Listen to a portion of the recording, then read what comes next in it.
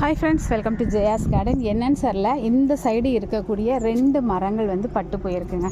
ஏற்கனவே இவங்க வந்து பட்டு போய் நின்னாங்க. உங்களுக்கு தெரியும்ல, நம்மளுடைய நெல்லிக்காய் உயரமாக வளர்ந்து ஒரு 6 அடி 7 அடி வளர்ந்துருந்து பட்டு போய் நின்னாங்க. அதுக்கப்புறமா இவங்களுக்கு அவ்வளவு பராமரிப்பு கொடுத்து அழகாக அவ்வளோ தழுத்து வந்தாங்கங்க. சூப்பராக தழுத்து வந்தாங்க. திருப்பி பட்டுட்டாங்க. என்னன்னு தெரில, இவங்க பட்டது பத்தாதுன்னு இந்த பக்கம் இதே லைனில் இருக்கக்கூடிய இங்கே பாருங்களேன், என்னன்னு அவ்வளோ அழகாக தழுத்து வந்துச்சு. நான் கூட இந்த மாதிரி பச்சை இலைகள்லாம் ஒரு மாதிரி பழுத்த இலைகளாக இருக்காங்க, இவங்கெல்லாம் பச்சை இலைகளை காக்கிறதுக்காக நிறைய இவங்களுக்கு பராமரிப்புலாம் கொடுத்து சூப்பராக தழுத்து வந்திருக்காங்க அப்படின்லாம் கூட நான் சொன்னேன்.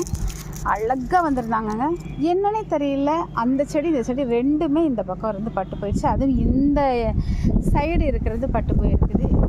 எனக்கு என்ன புரியலை. இந்த பக்கம் யாராவது எதுவும் பண்ணுறாங்களா என்னன்னே ஒன்றும் தெரிலங்க. இந்த சைடு இருக்கக்கூடிய 2 அட் அ டைமில் பட்டு போகிறதுக்கு என்ன காரணம் தெரில. இதுவும் பார்த்திங்கன்னா இப்போ ஏன் 2 குட்டையாக இருக்குதுன்னு பார்க்குறீங்களா? இன்றைக்கி வந்து நான் வந்து ப்ரூன் பண்ணிட்டேன். கம்ப்ளீட்டாக கட்டையாக ப்ரூன் பண்ணி விட்டுருக்குறேன்.